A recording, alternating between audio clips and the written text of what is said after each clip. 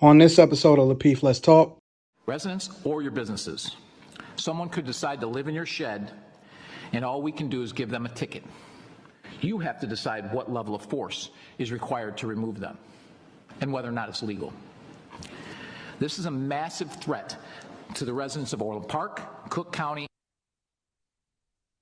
All right, y'all. That's the Safety Act for Illinois.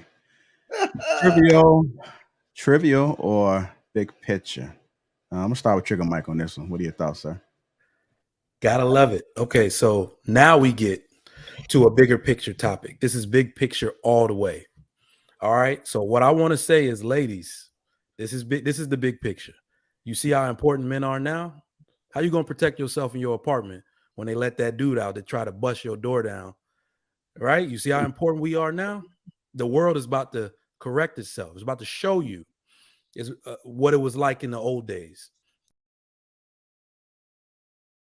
When at the end of the day, like, we have stuff we got to take care of in our backyard, and we're not doing that. We're not even having the conversation and we don't have that conversation because it's a conflict of interest. Because the moment you start talking about what's happening in your backyard, what happens then? Now you can't talk about anybody else. The conversation stays right where it's at, where you need to have that convo, but we're not having that because we really don't care. Like we really don't care about stuff like that, and it's unfortunate because we should. Hey, Lauren, your audio is horrible. You need to get one of them. See if you can. Why would you say Atlanta Records had something to do with his death? Like that's it. I'm sorry. I think yours messed up too. Is anybody hearing that? Yeah, I'm hearing it. Yeah. Okay, everybody mute up. See, yeah. See, and me. But Laura, for you talking trash and we can't even hear you, Laura. For us to sit here and say Atlantic Records, he broke a deal with Atlanta Records, and they had something to do with it when we know a nigga did it for a chain and a ring and a watch. See, that's the problems we run into. That's tolerated. That's condoning it. We make excuses for it. Why we just can't say he got killed by a nigga? A nigga was thirsty, wanted some money, thought that it was going to end in murder, but did it anyway. We always got to find these reasons of why niggas is niggas. But that's it. All right. We appreciate you guys tuning in. I had to slow down the chat. I seen it was moving fast. So if you can't respond swiftly, I had to accommodate for the speed. If you hit the like button, also make sure you subscribe to the channel. Super chat, voluntary.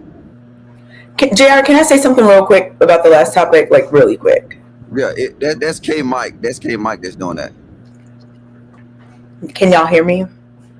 Yeah, we can hear you. We just had some feedback. Go ahead and say what you got to say, and then see if we can correct the audio issue. Okay.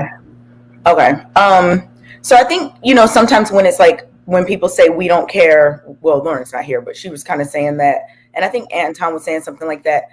Everyone can't possibly care about every single thing that happens on earth all the time. Like, different people are going to pick the things that they're going to fight towards, that they're going to put their energy into. Like, I'm very concerned with literacy rates. I teach people how to read. I am worried about that because I know the impact that having a higher level of literacy has on Black children.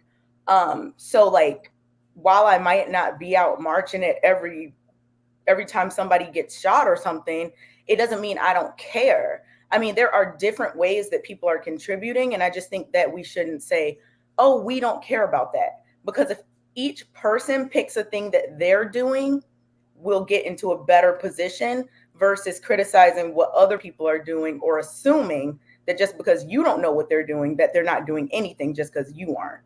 I think that's a thing that a lot of people do. Yeah, was PNB Rock, PNB Rock, was he a school teacher or a rapper? Was he a rapper?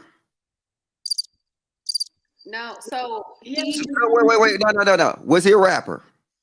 Yes. Okay, so what the fuck do literacy rate got to do with any of that?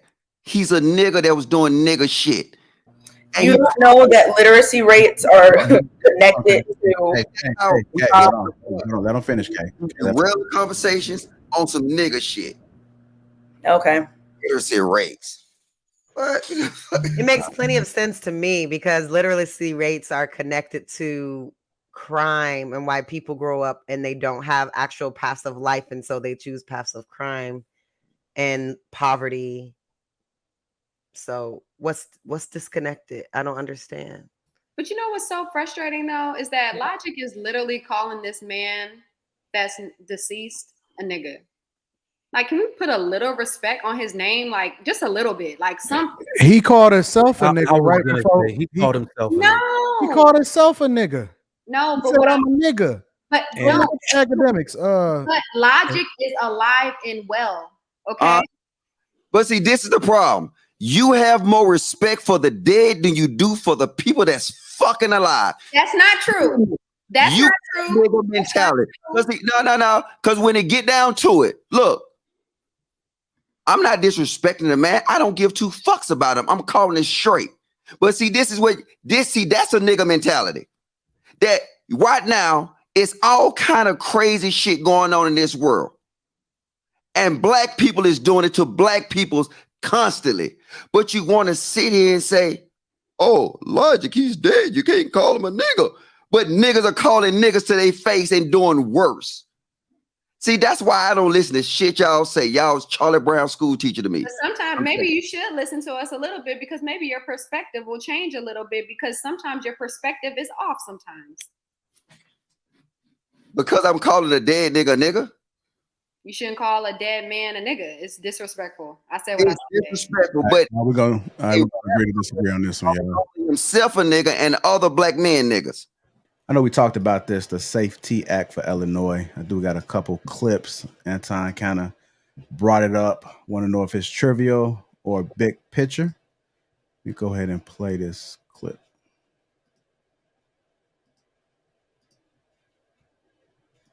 As of January 1st, 2023, the following things will go into effect, and people need to be aware of this. It abolishes cash bail for almost every offense. This includes, but isn't limited to, kidnapping, armed robbery, second-degree murder, drug-induced homicide, aggravated DUI, threatening a public official, and aggravated fleeing and eluding. Offenders released on electronic monitoring have to be in violation for 48 hours before law enforcement can act. They could almost drive to Alaska before we can even look for them. It denies victims their constitutional rights.